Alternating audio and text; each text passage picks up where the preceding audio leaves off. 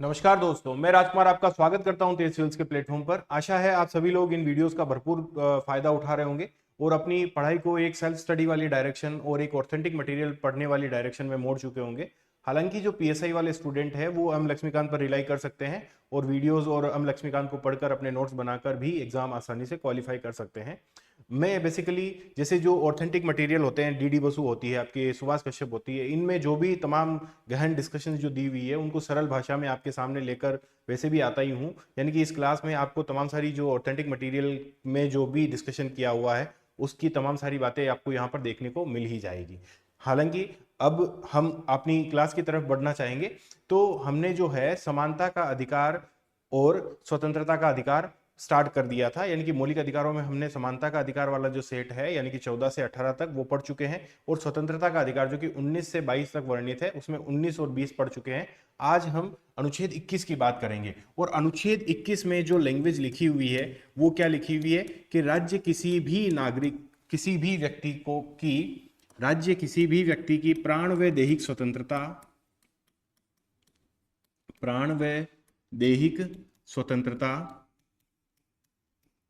विधि द्वारा स्थापित प्रक्रिया विधि द्वारा स्थापित प्रक्रिया से ही छीन सकता है, अन्यथा नहीं। यहां पर कहने का मतलब क्या है? विधि द्वारा स्थापित प्रक्रिया से ही प्राण व दैहिक स्वतंत्रता किसी व्यक्ति की छीनी जा सकती है। देखिए, विधि कौन बनाता है? तो आपको पता है कि विधि जो है वो संसद बनाती है। यानी कि संसद जो भी विधि बनाती है उस विधि के अनुसार प्राण व दैहिक स्वतंत्रता छीनी जा सकती है। संसद चाहे एक्स विधि बनाए चाहे वाई विधि बनाए, जो भी विधि बना दी है उससे प्राण व दैहिक स्वतंत्रता छीनी जा सकती है। परंतु कार्यपालिका के पास में ये बाध्यता होती है कि वो इसी विधि के अनुसार विधि द्वारा स्थापित प्रक्रिया, जो विधि संसद ने जो विधि स्थापित कर दी है उसी प्रक्रिया के द्वारा आपकी प्राण व दैहिक स्वतंत्रता छीनेगी। वो किसी अन्य या मनमानी प्रक्रिया के द्वारा जो है आपकी प्राण व दैहिक स्वतंत्रता नहीं छीन सकती। अच्छा, इसी का जब इंटरप्रिटेशन सुप्रीम कोर्ट में इंटरप्रिटेशन की बात आती है तो गोपालनवाद 1950 में जो भी मैंने बताया है वही इंटरप्रिटेशन गोपालनवाद में देते हैं और वो इसकी संकीर्ण व्याख्या करते हैं कि प्राण व दैहिक स्वतंत्रता में जो है वो केवल और केवल शारीरिक जो है आपके स्वतंत्रता उल्लिखित है। इसमें जो है आपके हाँ, इसमें जो है आपके शारीरिक स्वतंत्रता की बात है। इसमें कोई आपकी मतलब और दूसरी चीजों की बात नहीं है, पहली बात। दूसरी बात इसमें ये कही हुई है कि ये जो है यानी कि ये शारीरिक स्वतंत्रता है, ये निजी स्वतंत्रता है, ये व्यक्तिगत स्वतंत्रता है, इसके अलावा कुछ नहीं। और ये विधि द्वारा स्थापित प्रक्रिया का भी इसने इंटरप्रिटेशन वही किया था कि संसद ने अगर कोई कानून बना दिया ना तो उस कानून के अनुसार कार्यपालिका जो है उस कानून के अनुसार कार्यपालिका आपकी प्राण व दैहिक स्वतंत्रता छीन सकता है। परंतु कार्यपालिका अपनी मनमानी प्रकृति से, मनमानी प्रक्रिया से जो है जो कि विधि के अनुसार ना हो, उससे आपकी प्राण व दैहिक स्वतंत्रता नहीं छीन सकता। तो बेसिकली गोपालनवाद में इसकी एक संकीर्ण व्याख्या की गई थी जो कि हमें अधिकार देती है कि कार्यपालिका कोई मनमानी प्रक्रिया से जो कि विधि द्वारा स्थापित ना हो उससे हमारी प्राण व दैहिक स्वतंत्रता नहीं छीन सकती। जबकि मेनका गांधीवाद जो 1980 में हुआ है उसके अंदर मामला ठीक पलट दिया गया था।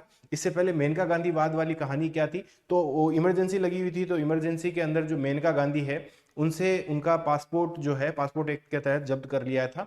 जब मेनका गांधीवाद ने अथॉरिटी से प्रश्न पूछा कि मेरा पासपोर्ट किस वजह से जब्त किया हुआ, तो अथॉरिटी ने इसका जवाब ही नहीं दिया। तो मेनका गांधी चली जाती है सुप्रीम कोर्ट में और वो कहती है कि मेरी प्राण व दैहिक स्वतंत्रता का उल्लंघन किया गया है सरकार के द्वारा।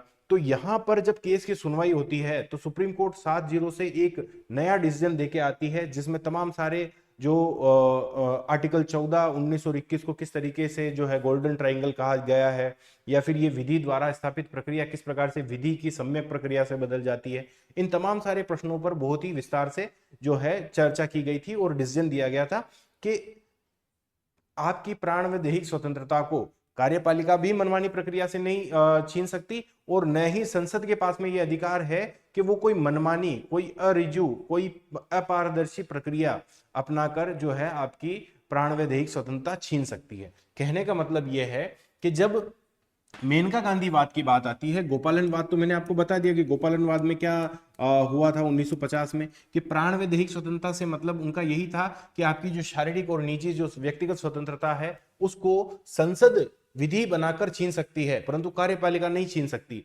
यानी कि हम जो है सुप्रीम कोर्ट में जा सकते हैं कि देखो ये कार्यपालिका ने मनमानी प्रक्रिया के द्वारा हमारी जो प्राण व दैहिक स्वतंत्रता है उसको छीन लिया है, तो वहां पर सुप्रीम कोर्ट जो है कार्यपालिका के आदेश पर, कार्यपालिका की क्रियाविधि पर रोक लगा देगी। परंतु संसद के खिलाफ हम जो है सुप्रीम कोर्ट में नहीं जा सकते थे गोपालन केस 1950 के तहत। परंतु मेनका गांधी जो वाद हुआ है, मेनका गांधी वाद में जो कि 1980 में हुआ है, 1978 में हुआ है, उसके अंदर क्या कहा है, उसके अंदर ये कहा हुआ है कि आप जो है विधि की सम्यक प्रक्रिया जो है वहीं से ही विधि की सम्यक प्रक्रिया, पहली बात इसमें क्या शब्द उल्लेख किया गया था, विधि की सम्यक प्रक्रिया। अब ये विधि की सम्यक प्रक्रिया क्या होती है, क्या गोपालन केस में इस पे भी बात हुई थी? तो गोपालन केस में इसमें बात हुई थी, परंतु गोपालन केस में यह कहा गया था कि हमारे भारत में विधि की सम्यक प्रक्रिया नहीं अपनाई हुई है, हमने विधि द्वारा सम्यक प्रक्रिया अपनाई हुई है। हालांकि इन केस को थोड़ा सा अब एग्जाम्पल के थ्रू समझते हैं। यानी कि हमारे गोपालन केस में सुप्रीम कोर्ट ने यह कहा था कि संसद जो है हमारे यहाँ पर संविधान के दायरे में रहकर न्यायपालिका से ऊंची है। यानी कि संसद ने जो कानून बना दिया है उसको अगर इंप्लीमेंट किया जाता है तो न्यायपालिका उसके अंदर हस्तक्षेप नहीं करेगी। परंतु मेनका गांधी वाद में इससे ठीक इतर जो है सुप्रीम कोर्ट ये कहती है कि ये जो विधि द्वारा स्थापित प्रक्रिया है उसके बजाय हमारे यहाँ पर क्या है कि विधि की सम्यक प्रक्रिया है। क्योंकि जब मेनका गांधी वाद में आर्टिकल 21 को आर्टिकल 19 के साथ में मिलाकर पढ़ा गया, आर्टिकल 14 के साथ में मिलाकर पढ़ा गया, तब ये कहा गया कि भैया जिस प्रकार से आर्टिकल 19 में भी हमने पढ़ा था कि संसद जो है किसी भी स्वतंत्रता पर अगर प्रतिबंध लगाती है तो वो अगर अयुक्ति युक्त है, अगर वो अरिजु है, अगर वो मनमाना पूर्ण है, तो सुप्रीम कोर्ट उस पर जो है आपके रोक लगा सकती है। जब ये इंटरप्रिटेशन यहां पर किया जाता है तो वो विधि द्वारा स्थापित प्रक्रिया की जगह क्या निकल कर आता है, विधि की सम्यक प्रक्रिया। अब जैसे ही हम विधि की सम्यक प्रक्रिया की बात करते हैं तो संसद जो विधि बना रही है वो भी क्या होनी चाहिए, सम्यक होनी चाहिए। वो भी क्या होनी चाहिए, नेचुरल जस्टिस को सपोर्ट करते हुए होनी चाहिए। वो भी क्या होनी चाहिए, मानवाधिकार को सपोर्ट करते हुए होनी चाहिए। वो भी क्या होनी चाहिए, वो रिजु होनी चाहिए, वो पारदर्शी होनी चाहिए, वो युक्ति युक्त होनी चाहिए, वो रीजनेबल होनी चाहिए।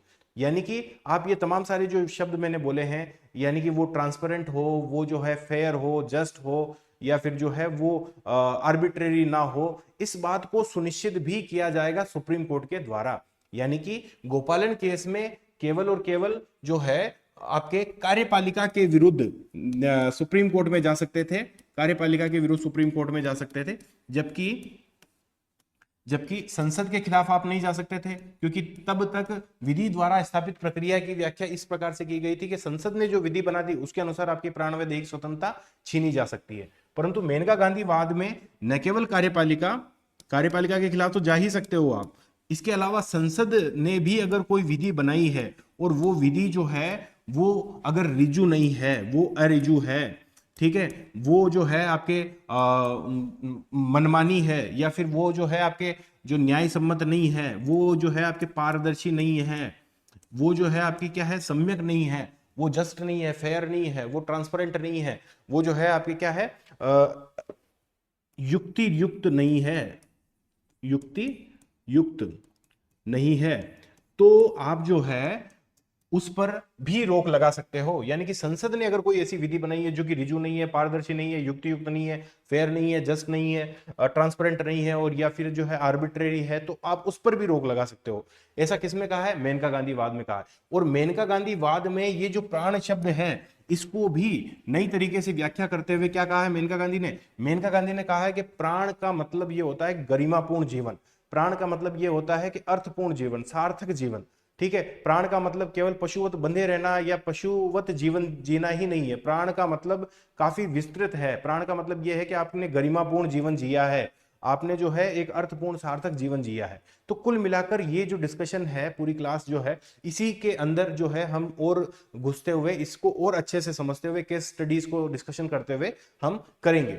तो बेसिकली बात क्या है कि गोपालन केस में जो कहा गया था इसकी एक बहुत ही संकीर्ण व्याख्या की गई, और संकीर्ण व्याख्या के तहत वो ये कहा हुआ है कि प्राण व दैहिक स्वतंत्रता से विधि द्वारा स्थापित प्रक्रिया से आप उसको रोक सकते हो, यानी कि संसद कोई भी विधि बनाकर प्राण व दैहिक स्वतंत्रता छीन सकती है। और प्राण व दैहिक का मतलब केवल और केवल शारीरिक और व्यक्तिगत स्वतंत्रता है, ठीक है, निजी स्वतंत्रता है। जबकि मेनका गांधी केस में ये कहा हुआ है कि ये विधि द्वारा स्थापित प्रक्रिया जो है, वस्तुतः यहां पर जब हम इसको आर्टिकल 19 और 14 के साथ में पढ़ेंगे, जिसका कि इस बार आरएस मेंस में क्वेश्चन भी आया था कि गोल्डन ट्रायंगल क्या है, तो वो मेनका गांधी केस में ही कहा गया था कि गोल्डन ट्रायंगल, इन तीनों ही आर्टिकल को एक साथ पढ़ना ही गोल्डन ट्रायंगल है। इसमें से किसी भी एक आर्टिकल को अलग करके पढ़ेंगे तो फिर वो जो है अपने पर्पज को ही जो है नुकसान पहुंचाएगा। ठीक है, अपन इस वाले डिस्कशन पर भी आएंगे। उससे पहले यहां पर देखिए कि यहां पर मेनका गांधी केस में क्या कहा हुआ है। मेनका गांधी केस में यह कहा हुआ कि प्राण व दैहिक स्वतंत्रता से जो है, न केवल कार्यपालिका अगर मनमानी तरीके से काम करे तो कार्यपालिका के खिलाफ सुप्रीम कोर्ट में जा सकते हो, बल्कि जो है अगर संसद भी कोई मनमाना विधि बनाए, कोई अनेचुरल जो नेचुरल जस्टिस का के खिलाफ हो, ऐसी कोई विधि बनाए जो कि अरिजु हो, जो कि अयुक्ति युक्त हो, जो कि अपारदर्शी हो, उसके खिलाफ भी आप सुप्रीम कोर्ट में जाकर उस विधि को भी रुकवा सकते हो। न केवल कार्यपालिका के आदेश को रुकवा सकते हो, बल्कि संसद के आदेश को भी रुकवा सकते हो। अब इसी क्लास को और थोड़ा सा जो है गहनता में ले जाते हैं अपन। हालांकि अपन ये वाली जो स्लाइड है जो कि डीडी बसु से ली हुई है, उसके बारे में डिस्कशन करेंगे। उससे पहले एक सरल शब्दों में समझ लेते हैं कि क्या अब तक मैंने कहा। तो अनुच्छेद 21 में कहा हुआ है कि प्राण व दैहिक स्वतंत्रता से विधि द्वारा स्थापित प्रक्रिया से ही वंचित किया जाएगा, अन्यथा नहीं। यानी कि विधि ने जो प्रक्रिया स्थापित कर दी है, संसद ने जो प्रक्रिया स्थापित कर दी है, उसके अनुसार आपकी जो है प्राण व दैहिक स्वतंत्रता छीनी जा सकती है। परंतु संसद ने जो प्रक्रिया स्टेब्लिश की है, अगर कार्यपालिका इस प्रक्रिया जो स्टेब्लिश प्रक्रिया है उसके ठीक विपरीत जाकर अगर कोई काम करती है, तो कार्यपालिका के अगेंस्ट में आप सुप्रीम कोर्ट में जा सकते हो। यहां पर सुप्रीम कोर्ट ने जो गोपालन केस है वहां पर यह कहा है कि हमारे यहां पर क्या है, विधि द्वारा स्थापित प्रक्रिया है, न कि ड्यू प्रोसेस ऑफ लॉ, जो कि अमेरिका की अवधारणा है, जो कि विधि की सम्यक प्रक्रिया की बात करती है। तो वो अवधारणा हमारे यहां पर नहीं है। हमारे यहां पर क्या है कि संविधान के दायरे में रहते हुए अगर संसद कोई विधि बना रही है, तो न्यायपालिका के पास में इतनी ताकत नहीं है कि वो जो संसद द्वारा बनाई गई विधि को रोक दे।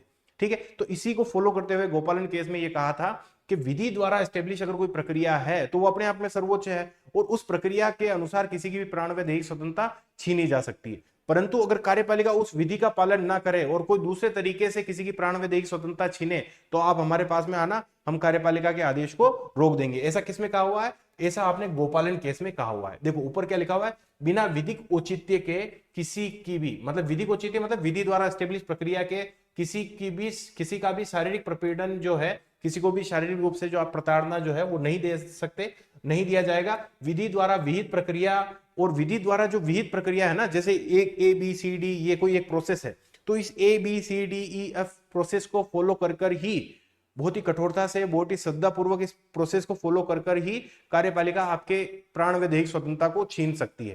ये बात कहां पे कही हुई है? डीडी बसु में कही हुई है कि ये जो विधि द्वारा स्थापित विधि द्वारा विहित प्रक्रिया जो है, उसको कठोरता से और श्रद्धापूर्वक पालन करके ही जो है आप किसी की जो है प्राण व दैहिक स्वतंत्रता छीन सकते हैं। अगर कार्यपालिका ने इसका कठोरता से, उस प्रक्रिया का जो कि विधि द्वारा स्टेब्लिश प्रक्रिया है, उसका कठोरता से, उसका श्रद्धापूर्वक पालन नहीं किया ना, तो फिर आपकी स्वतंत्रता जो कार्यपालिका ने प्रोसेस अगर इस कठोरता और श्रद्धापूर्वकता का फॉलो नहीं किया है, तो कार्यपालिका के आदेश पर सुप्रीम कोर्ट रोक लगा देगी, यानी कि कार्यपालिका जो कार्य किया है उसको शून्य व अकृत घोषित कर देगी, और आपकी जो प्राण व दैहिक स्वतंत्रता जो है, क्योंकि वो विधि द्वारा विहित प्रक्रिया के अनुसार नहीं छीनी गई है, इसलिए वो क्या है, उसको नल एंड वॉइड घोषित कर देगी।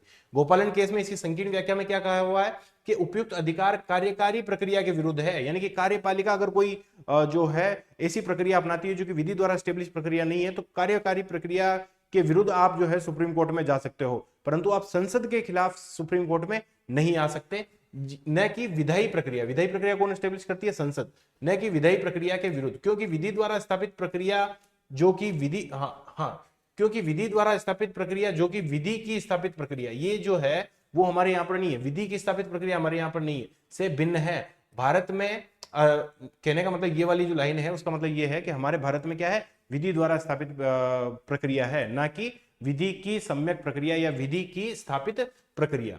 विधि द्वारा स्थापित प्रक्रिया और विधि की सम्यक प्रक्रिया में अंतर है। विधि की सम्यक प्रक्रिया ड्यू प्रोसेस ऑफ लॉ होती है, जो कि अमेरिका की अवधारणा है, जबकि विधि द्वारा स्थापित प्रक्रिया ब्रिटिश मूल की अवधारणा है, जो कि ये कहती है कि विधि ने जो बना दिया है, विधि की जो प्रक्रिया है उसके अनुसार आपकी स्वतंत्रता छीनी जा सकती है। जबकि विधि की सम्यक प्रक्रिया जो कि ड्यू प्रोसेस ऑफ लॉ जो कि अमेरिका से ली गई है, उसमें यह कहा हुआ कि भैया विधि जो बनाई है ना, उसको भी हम परखेंगे कि ये विधि नेचुरल जस्टिस के सिद्धांतों के अनुसार है या नहीं है, ये विधि जो है जस्ट है या नहीं है, ये विधि फेयर है या नहीं है। तो वो बात मेनका गांधी केस में करेंगे हम। ठीक है, तो यहां पर ये क्या होगा कि भारत में अच्छा ये दैहिक स्वतंत्रता जो है, प्राण व दैहिक स्वतंत्रता, उसको केवल दैहिक स्वतंत्रता ही माना है। अतः व्यक्तिगत स्वतंत्रता से तात्पर्य क्या है कि व्यक्ति की शारीरिक और निजी स्वतंत्रता से है, ना कि और कोई बढ़ाकर है। ठीक है, तो यहां पर दोनों ही अर्थों में इसकी संकीर्ण व्याख्या की गई है। एक तो विधि द्वारा एस्टेब्लिश प्रक्रिया के तहत केवल कार्यकारी आदेशों के खिलाफ ही आप सुप्रीम कोर्ट में जा सकते हो, संसद के आदेशों के खिलाफ नहीं, पहली संकीर्ण व्याख्या।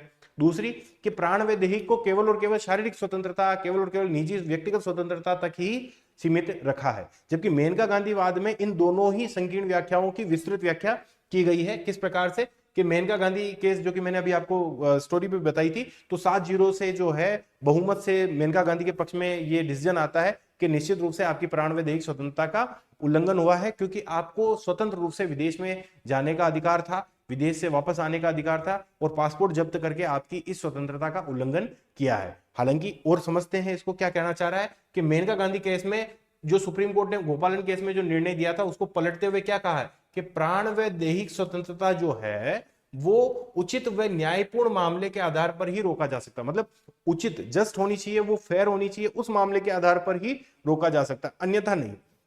अच्छा, अब ये जस्ट और फेयर कौन होगा? तो जस्ट और फेयर हो सकता है कि विधि ने संसद ने जो विधि बनाई है, हो सकता है कि वो जस्ट ना हो सकता है कि वो फेयर ना हो। तो फिर आप क्या करोगे? क्योंकि ऊपर तो ये कहा हुआ था कि भैया वो जैसी भी बनाई हुई प्रक्रिया, उससे तो आपकी प्राण व दैहिक स्वतंत्रता छीनी ही जा सकती है। परंतु मेनका गांधी केस में सुप्रीम कोर्ट ये कह रहा है कि आपकी प्राण व दैहिक स्वतंत्रता छीनी जा सकती है, परंतु वो कैसी होनी चाहिए? उचित होनी चाहिए। वो कैसी होनी चाहिए? न्यायपूर्ण होनी चाहिए। अब संसद 100% उचित और न्यायपूर्ण प्रक्रिया ही बनाएगी, इसकी क्या गारंटी है? तो सुप्रीम कोर्ट ने कहा आप हमारे पास में वो विधि लेकर आना, हम उसको परखेंगे, क्या वो जस्ट है, क्या वो फेयर है, क्या वो जो है आपके आर्बिट्रेरी नहीं है, क्या वो रिजू है, क्या वो जो है अयुक्ति युक्त नहीं है, क्या वो पारदर्शी है। हम डिसाइड करेंगे कि वो विधि जो बनाई हुई है वो भी जस्ट है या नहीं है। अगर जब हमें वो अनजस्ट लगी, वो हमें अरिजू लगी, वो हमें अयुक्ति युक्त लगी, और वो हमें फेयर ना लगी या आर्बिट्रेरी लगी, तो हम उस विधि को भी नल एंड वॉइड घोषित कर देंगे। यानी कि यहां पर supreme court Maneka Gandhi case में लोगों को यह अधिकार दे रहा है कि आप संसद की विधि के खिलाफ भी सुप्रीम कोर्ट में आ सकते हो। हालांकि कार्यपालिका के खिलाफ तो आप आ ही सकते थे, संसद के खिलाफ भी, विधायिका के खिलाफ भी आप जो है हमारे पास में आ सकते हो कि ये जो विधायिका ने ये गलत विधि बनाकर हमारी प्राण व दैहिक स्वतंत्रता छीनी है। तो यहीं पर ये वो बात कह रहे हैं कि उचित व न्यायपूर्ण मामले के आधार पर ही रोका जा सकता है। अतः इस प्रकार अनुच्छेद 21 के तहत जो सुरक्षा दी हुई है वो न केवल मनमानी कार्यकारी यानी कि कार्यपालिका के खिलाफ दी हुई है, बल्कि क्रिया के विरुद्ध दी गई है, अपितु विधानमंडलीय जो क्रिया है यानी कि संसद ने जो विधि बनाई है उसके खिलाफ भी, उसके विरुद्ध भी है। किसी भी व्यक्ति को बिना विधि द्वारा स्थापना, हाँ, बिना विधि की सम्यक प्रक्रिया के प्राण व दैहिक स्वतंत्रता से वंचित नहीं किया जा सकता। अच्छा, विधि की सम्यक प्रक्रिया, विधि ड्यू प्रोसेस ऑफ लॉ क्या होता है? तो विधि की सम्यक प्रक्रिया जैसे कि नाम से ही स्पष्ट हो रहा है, ड्यू प्रोसेस ऑफ लॉ, विधि की सम्यक प्रक्रिया, मतलब विधि कैसी होनी चाहिए? सम्यक होनी चाहिए। उसकी प्रक्रिया कैसी होनी चाहिए? सम्यक होनी चाहिए। और ये सम्यकता कौन जांचेगा? सम्यकता जांचेगा आपका सुप्रीम कोर्ट। सुप्रीम कोर्ट देखेगा कि ये विधि जो है वो सम्यक है या नहीं है, ये विधि जो है वो जस्ट है या नहीं है, ये जो है वो फेयर है या नहीं है, वो कहीं आर्बिट्रेरी तो नहीं है, वो कहीं जो है आपके अपारदर्शी तो नहीं है, वो कोई अरिजू तो नहीं है, वो कोई अयुक्ति युक्त तो नहीं है। जैसे ही वो विधि अयुक्ति युक्त, अरिजू या फिर अपारदर्शी हुई, तो संसद जो है, जो सुप्रीम कोर्ट जो है, संसद की उस विधि को भी क्या कर देगी? नल एंड वॉइड घोषित कर देगी। हालांकि मेनका गांधी वाद में जो 1978 में डिसीजन दिया गया था वो भावी निर्णयों के लिए दिया गया था, मतलब पश्चातवर्ती निर्णयों के लिए दिया गया था। पूर्ववर्ती जो पहले 1978 से जो पहले मामले हो गए उनके लिए नहीं दिया गया था। अब यहां पर पहली तो विस्तृत व्याख्या ये हो गई कि वो ये कह रही है कि मेनका गांधी केस में क्या कह रहा है सुप्रीम कोर्ट कि आप जो है विधि द्वारा एस्टेब्लिश, मतलब केवल कार्यपालिका के खिलाफ सुप्रीम कोर्ट में नहीं आ सकते, आप विधायिका के खिलाफ भी सुप्रीम कोर्ट में आ सकते हैं अगर वो आपकी प्राण व दैहिक स्वतंत्रता छीनता है। और कैसी प्रक्रिया हो? वो अनुचित प्रक्रिया हो, वो अरिजू प्रक्रिया हो, वो अपारदर्शी हो, या वो जो है मतलब मनमानी पूर्वक हो या अयुक्ति युक्त हो, तो आप सुप्रीम कोर्ट में आ सकते हो। जबकि मेनका गांधी केस में जो है वो विधायिका के खिलाफ भी ये अधिकार दे दिया। यहां पर केवल कार्यपालिका के खिलाफ दिया था, यहाँ पर विधायिका के खिलाफ भी दे दिया, हालांकि कार्यपालिका के खिलाफ तो पहले से ही मौजूद था। यानी कि एक तो विस्तृत व्याख्या हुई ये वाली कि ये तो केवल कार्यपालिका के खिलाफ था, ये विधायिका और कार्यपालिका दोनों के खिलाफ है। दूसरी जो बात विस्तृत व्याख्या है वो ये है कि यहाँ पर प्राण जो शब्द है उससे इन्होंने कहा कि भैया प्राण और दैहिक स्वतंत्रता का मतलब पशुवत जीवन जीना नहीं है। प्राण व दैहिक स्वतंत्रता का मतलब है अर्थपूर्ण, गरिमापूर्ण, सार्थक जीवन जीना। देखो क्या हुआ कि प्राण का से तात्पर्य है जीवन की अर्थपूर्ण, गरिमापूर्ण, सार्थक और पूर्ण बनाने की प्रक्रिया से। मतलब ये जो जीवन जो है उसको अर्थपूर्ण, सार्थकपूर्ण, गरिमापूर्ण बनाने से है। जैसे कि अभी अपन इसके डिटेल में जब कुछ जो अधिकार है वो पढ़ेंगे तो उससे ये और ज्यादा स्पष्ट हो जाएगा कि गरिमापूर्ण जीवन क्या होता है। तो हम जब गरिमापूर्ण जीवन के बारे में पढ़ेंगे तो उसके अंदर वो तमाम सारे अधिकार आ जाएंगे आपके, कि जो है आपको जो है बिना ध्वनि प्रदूषण के जीने का अधिकार है, बिना वायु प्रदूषण के जीने का अधिकार है, प्रदूषण के खिलाफ आपको अधिकार है, आपको सोने का अधिकार है, आपको जो है हथकड़ियों में ना बांधा जाए इसके खिलाफ अधिकार है, आपको सोने का अधिकार है, आपको जो है आश्रय पाने का अधिकार है, आपको शिक्षा, स्वास्थ्य का, गुणवत्तापूर्ण शिक्षा और स्वास्थ्य का अधिकार है, आपको जो है अगर कार्मिक है तो आपको पेंशन का अधिकार है। ठीक है, ये तमाम सारी चीजें उसके अंदर कही हुई है। ठीक है, तो हम जब उसको देखेंगे तब ये पता लगेगा अच्छा गरिमापूर्ण जीवन तो ये होता है, ये कोई पशुवत जीवन नहीं है कि आपको ठीक है आए जिए, आपको मारेंगे नहीं, आपको बांधेंगे नहीं, केवल बस पशुवत जीवन जीना नहीं है। इसका मतलब है गरिमापूर्ण जीवन जीना। और गरिमापूर्ण जीवन कैसा होता है? गरिमापूर्ण जीवन ऐसा होता है कि हम खुले जो है आप कभी भी विदेश में जा सकते हो, आप कभी भी वापस आ सकते हो, आपको जो कारावास है उसमें एकांत में बंद नहीं कर दिया गया हो, आपको खुलेआम फांसी नहीं लगा दी गई हो। तो ये तभी तमाम सारे क्या है गरिमापूर्ण जो है अधिकार है।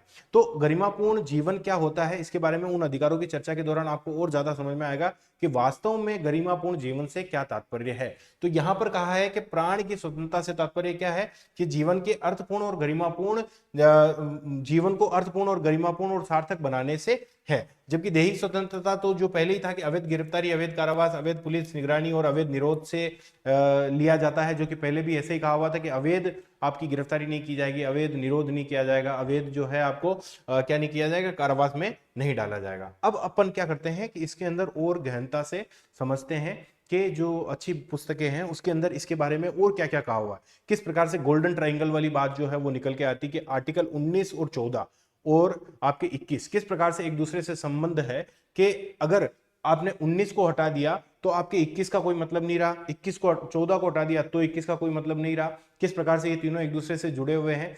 तो इसकी व्याख्या भी मेनका गांधी केस में ही की गई थी कि जो है आपके ये 14, 21 और 19 को जो है golden triangle Maneka Gandhi case में ही कहा था। वो बातें क्या थी वो बातें हम विस्तार से अब समझते हैं।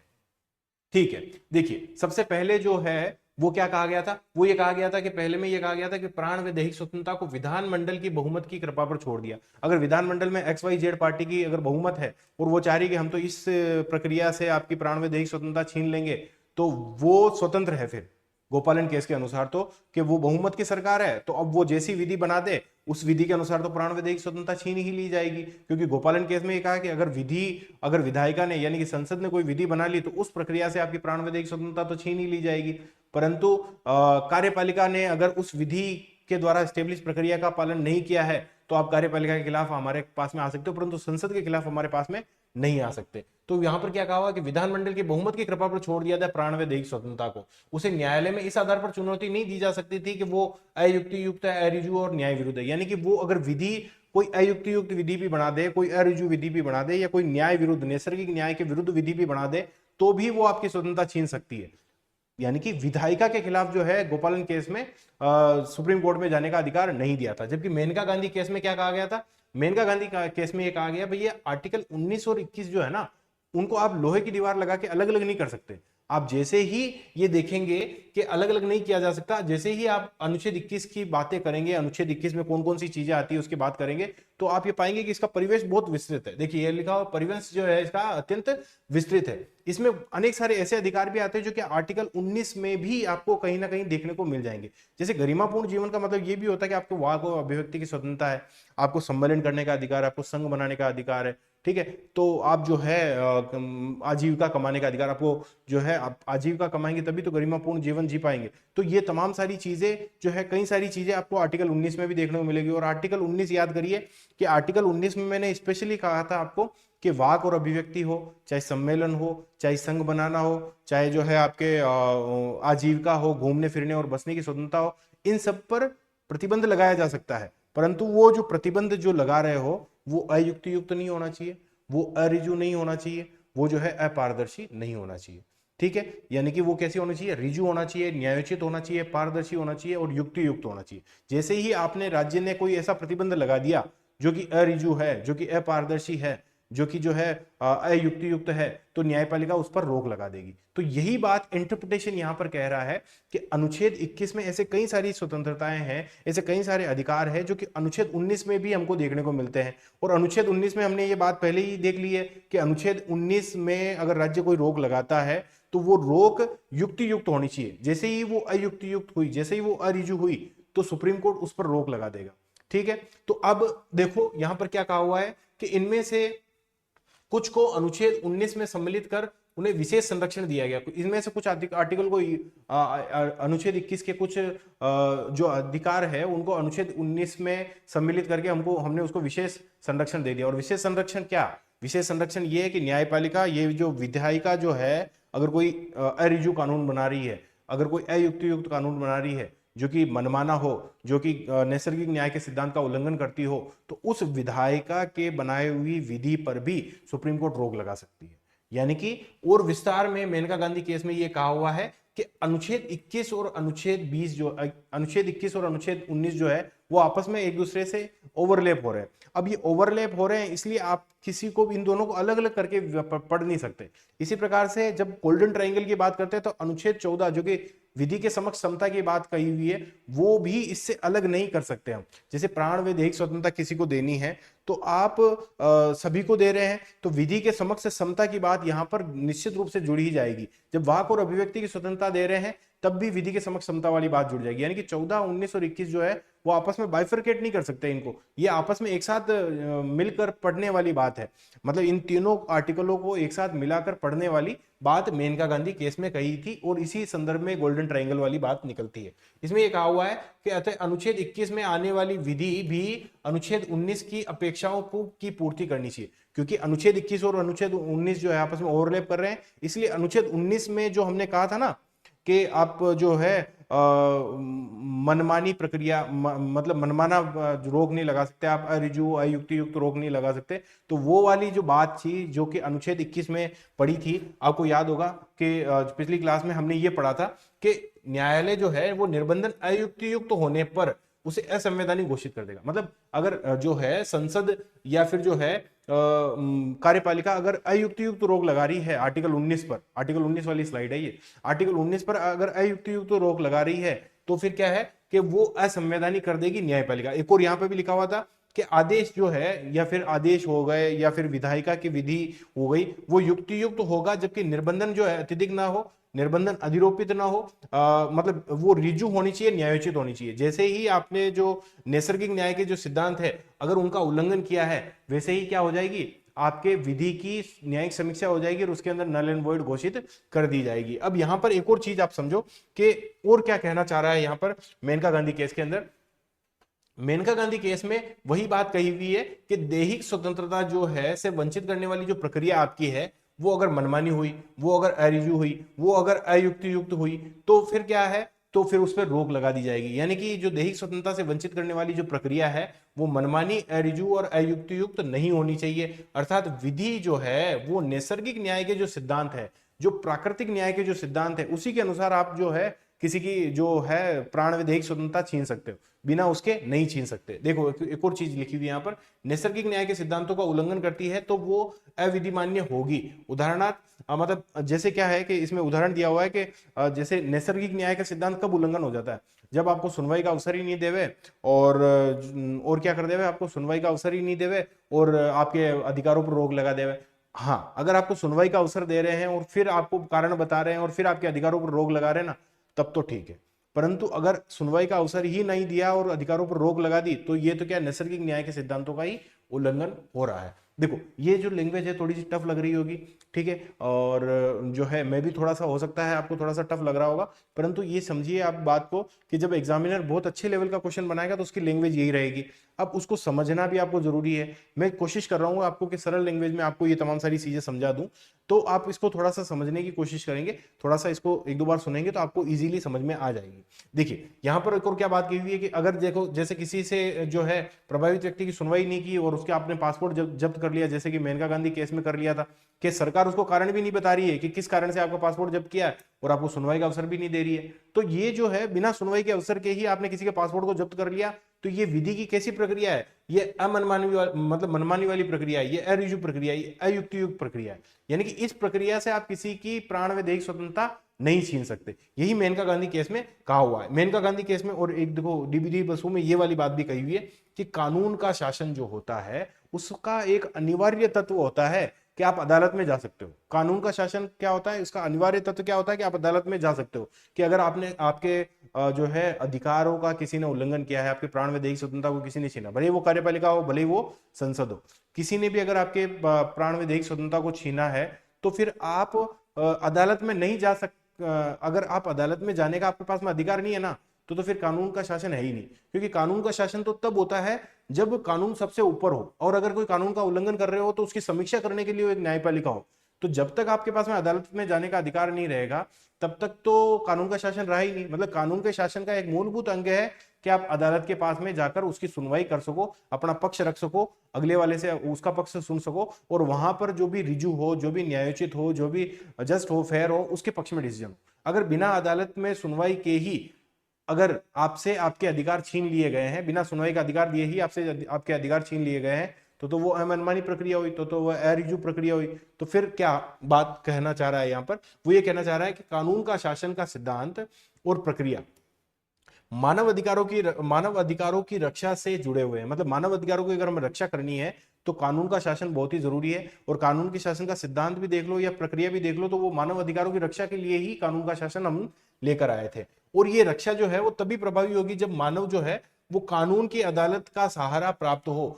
यदि मानव को कानून की अदालत का सहारा प्राप्त नहीं होगा तो फिर जो है ये मानव अधिकारों की रक्षा हो ही नहीं पाएगी। मतलब मानव अधिकारों की रक्षा के लिए जरूरी है कि कानून की अदालत जो होती है उसका सहारा आपको प्राप्त हो। यानी कि जो भी अभियोगी है, जो भी अभियुक्त है, जो भी पीड़ित है, जब तक उसको सुनवाई का अवसर नहीं दिया जाएगा तो आप कैसे कहोगे कि ये जो है वो कानून का शासन है, या फिर जो है ये इसके मानवाधिकारों का उल्लंघन नहीं हो रहा है। देखो क्या कहा हुआ है कि अभियुक्त और अभियोजनों को निष्पक्ष सुनवाई का अवसर प्रदान करने में विफल होना कानून के न्यूनतम मानकों का उल्लंघन है। कहने का मतलब क्या है कि अगर आप किसी को निष्पक्ष सुनवाई का अवसर नहीं दे रहे हो, निष्पक्ष होनी चाहिए, ठीक है, ऐसा नहीं है कि वहां पे पक्षपात हो रहा हो, ऐसा नहीं कि वहां पे पैसा चल रहा हो, ऐसा नहीं हो कि वो जो मंच जो है वो खुद ही जो है पक्षपातपूर्ण हो गया हो या फिर वो कॉम्प्रोमाइज हो गया हो, तो ऐसी अदालत की बात नहीं कर रहा है, ये निष्पक्ष सुनवाई की बात कर रहा है। ये कह रहा है कि अगर निष्पक्ष सुनवाई नहीं हुई ना तो ये कानून के शासन की एक मिनिमम क्राइटेरिया जो है ना उसको भी क्रॉस नहीं कर, मतलब उसको भी मीटअप नहीं कर रही है। यानी कि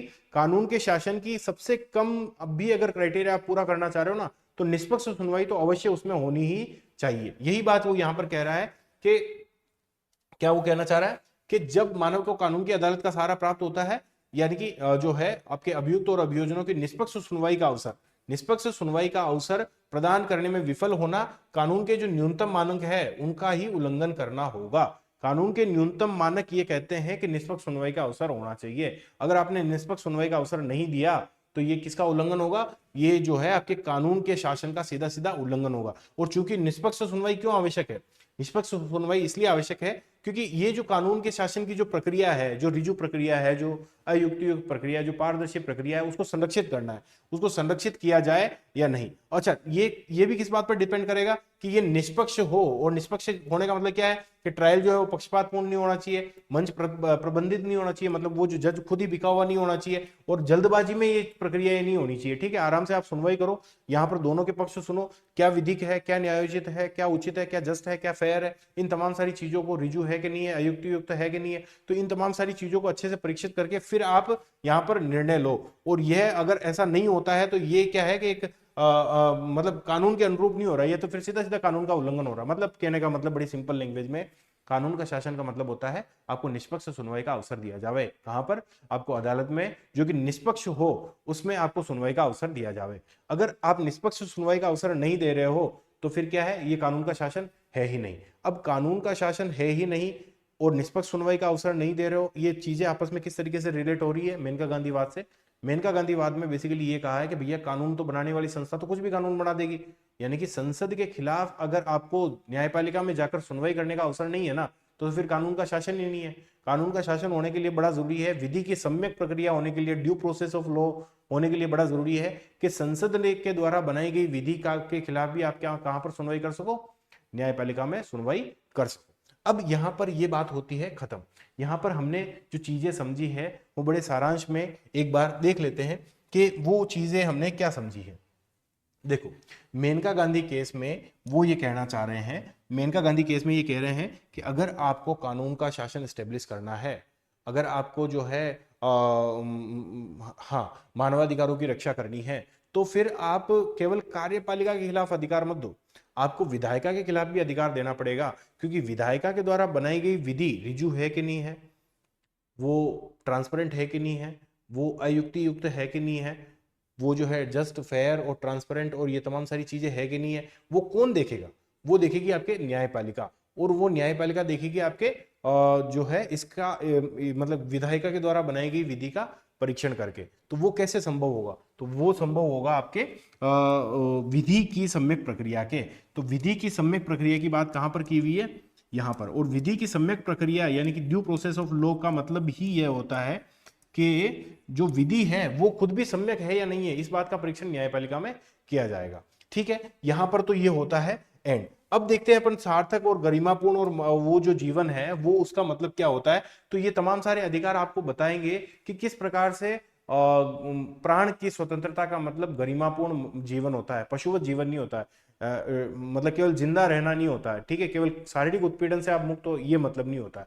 देखो यहां पर देखो कि प्रतिष्ठा के साथ में जीना, गरिमापूर्ण जीवन क्या है कि आपको प्रतिष्ठा के साथ में जीने का अधिकार होना चाहिए, आपको स्वच्छ पर्यावरण का अधिकार होना चाहिए, मतलब आप खुली हवा में सांस ले पाए, आप स्वच्छ हवा में सांस ले पाए, ये भी आपकी प्राण व दैहिक स्वतंत्रता का अधिकार है। अगर न्यायालय ये कहे, मतलब संसद तो ऐसा कोई विधि बना दे कि ठीक है आप तो ऐसी हवा में ही सांस लो, तो वो आपकी प्राण व दैहिक स्वतंत्रता का क्या हो जाएगा? सीधा सीधा उल्लंघन हो जाएगा। आपको अपने जीवन को प्रोटेक्ट करने का अधिकार होना चाहिए, ठीक है, आप अपने जीवन को क्या है प्रोटेक्ट करने का अधिकार होना चाहिए, ये भी गरिमापूर्ण जीवन का अधिकार है। ठीक है, आपको निजता यानी कि प्राइवेसी का अधिकार होना चाहिए, पुट्टस्वामीवाद में यही कहा हुआ था 2017 वाले में। आपको आश्रय का अधिकार होना चाहिए, आपको स्वास्थ्य का अधिकार होना चाहिए, आपको शिक्षा का अधिकार होना चाहिए, कानून की सहायता का अधिकार होना चाहिए। और ये सब कुछ गरिमापूर्ण जीवन के लिए बड़ा जरूरी है कि बिना शिक्षा, बिना स्वास्थ्य, बिना आश्रय, बिना निष्ठा, बिना कानूनी सहायता के आप कैसे गरिमापूर्ण जीवन जिएंगे? ठीक है, आपको अदालत में केस लड़ने जाना, आपके पास में पैसा ही नहीं है, तो फिर आप किस प्रकार से अपने अधिकारों की रक्षा करेंगे? तो आपको कानूनी सहायता का भी अधिकार होना चाहिए। आपको अकेले में कारावास में बंद नहीं कर, ठीक है, आपने कोई अपराध किया होगा तो कारावास में बंद किया हुआ है, परंतु कारावास में जो बंदी है उसका भी कोई जीवन का अर्थ है।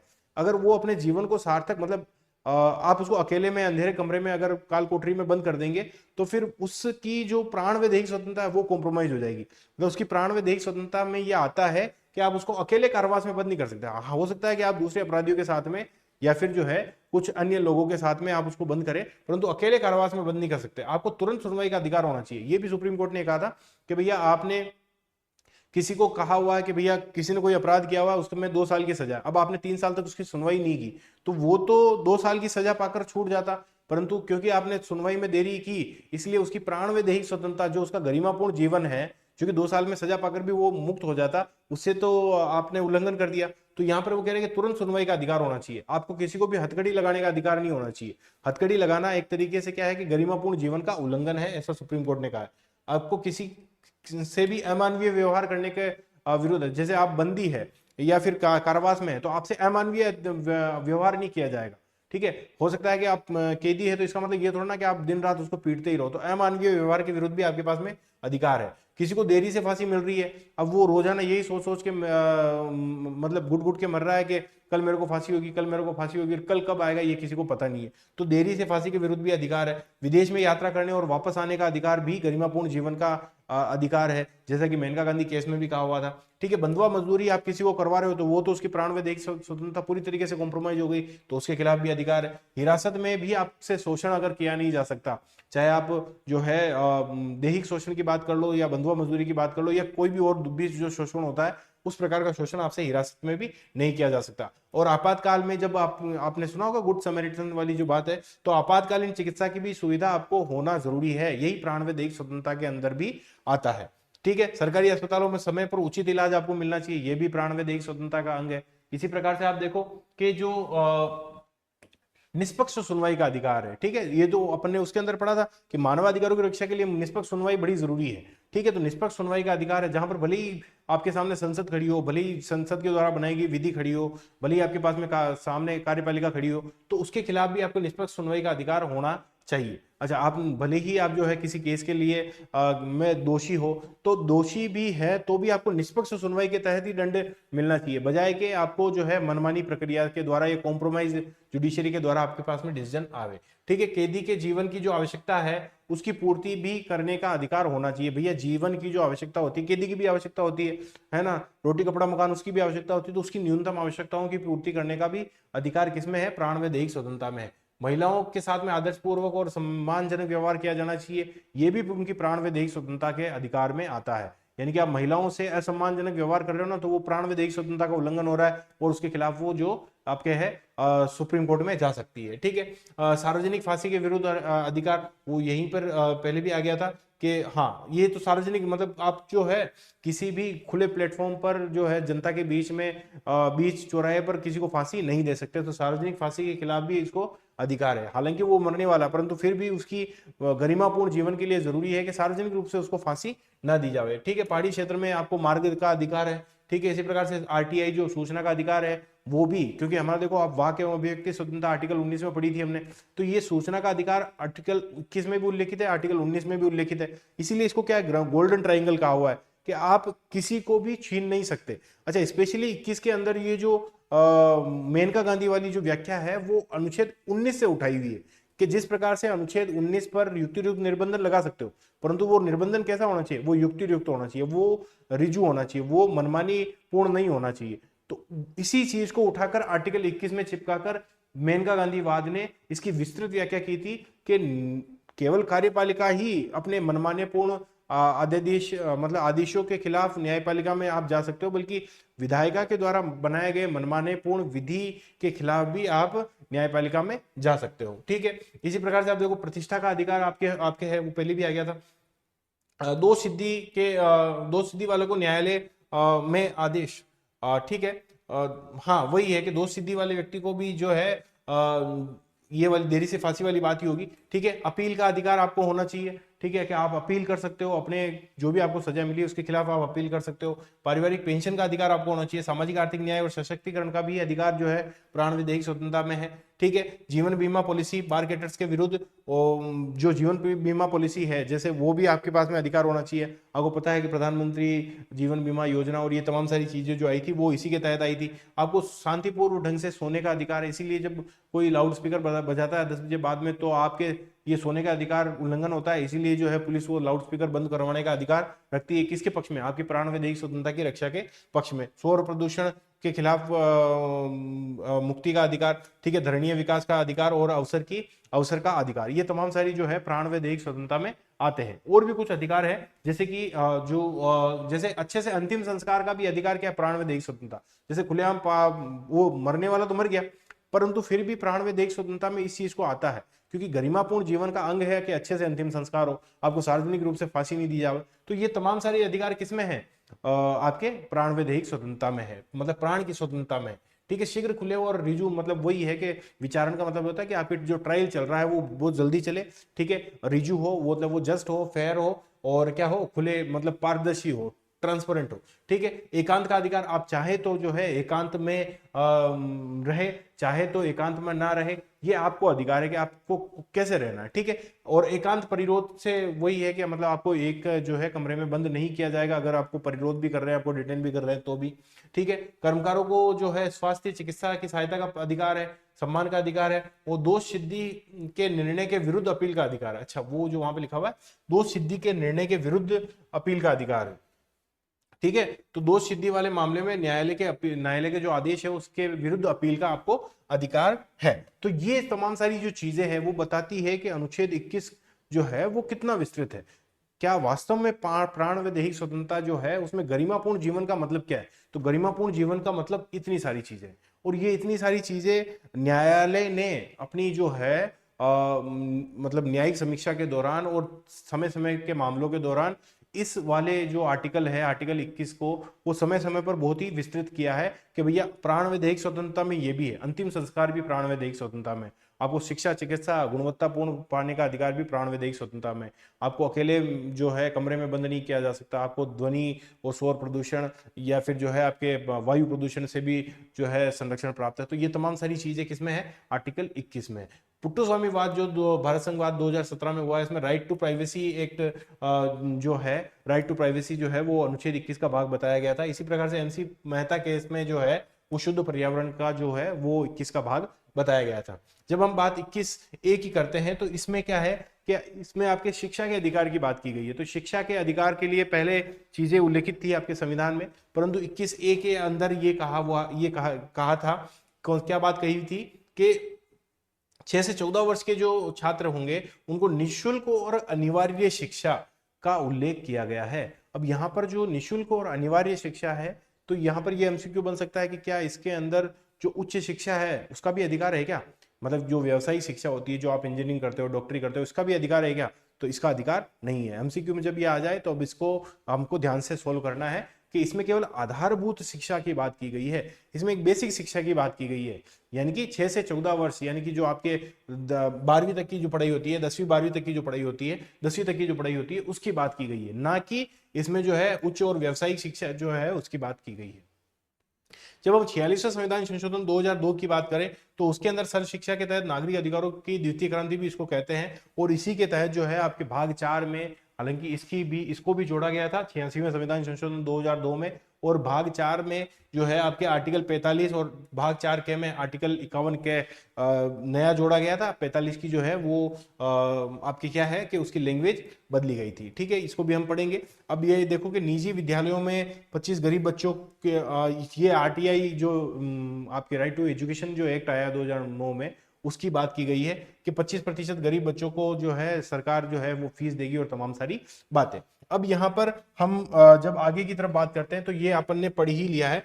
तो कुल मिलाकर हमने जो है अनुच्छेद 21 को बहुत ही गहनता से समझने की कोशिश की है कि वो बेसिकली गोपालन मामले में केवल कार्यपालिका की मनमानी प्रक्रिया के खिलाफ अधिकार देने की बात की गई थी, जबकि मेनका गांधी वाद में न केवल कार्यपालिका बल्कि विधायिका के द्वारा भी बनाई गई विधि अगर अरिजु हुई, अगर जो है आपके अयुक्ति युक्त हुई, अगर मनमानी पूर्ण हुई और अगर अपारदर्शी हुई, तो उसके खिलाफ भी आप न्यायपालिका में जा सकते हो और न्यायपालिका उस पर रोक लगा सकती है।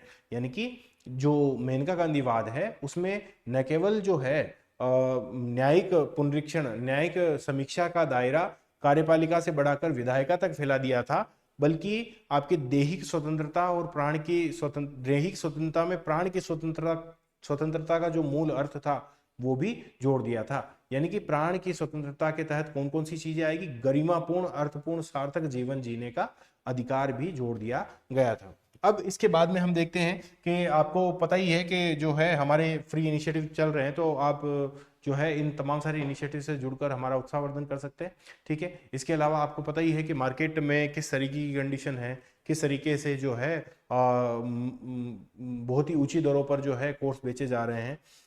हालांकि हम ये तमाम सारे वीडियो फ्री ऑफ कॉस्ट आपको प्रोवाइड करवा रहे हैं, तो आपको ये नहीं समझना चाहिए कि इसके अंदर जो है गुणवत्ता से समझौता किया जाएगा, क्योंकि आप ये देखिए कि जो टीचर जो पढ़ा रहा है या फिर वो जो पूरे दिन भर मेहनत करके जो मटेरियल इकट्ठा करके जो आपको पढ़ा रहा है, बहुत ही मेहनत करके फिर चीज़ें पढ़ा रहा है।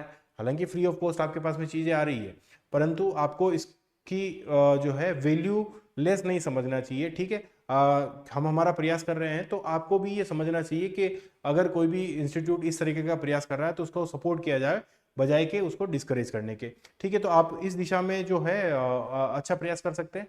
और इसके अलावा जो है हमारे free class daily current affairs के जो वीडियो है, डेली करंट अफेयर्स के जो पीडीएफ है, क्विज जो है हमारी, ठीक है, आरएस मेंस के टॉपिक्स के न्यूज़पेपर की कटिंग है, या फिर फ्री आंसर राइटिंग क्यूबिट जो है आपके 1 रुपए में ये पूरा का पूरा ये मेंस के आंसर राइटिंग का कोर्स है। और स्टैटिक क्विज जो 5 डेली के क्वेश्चन आते हैं, करंट अफेयर्स के वीडियो डाले जा रहे हैं, मंथली मैगजीन की पीडीएफ दी जा रही है, वो तमाम सारी चीज़ों का आपको फायदा उठाना चाहिए। इसके अलावा आप हमारे जो है पेड कोर्स है जिसमें टेस्ट सीरीज बहुत ही कम दर पर और उच्च गुणवत्ता की जो टेस्ट सीरीज है उसको भी ज्वाइन कर सकते हो, और हमारे दूसरी जो टेस्ट सीरीज है उसमें भी अपना भाग ले सकते हो, ठीक है। आपका वीडियो देखने के लिए धन्यवाद। मिलते हैं अगली कक्षा में नेक्स्ट जो फंडामेंटल राइट की जो अगले आर्टिकल है उसके तहत। धन्यवाद।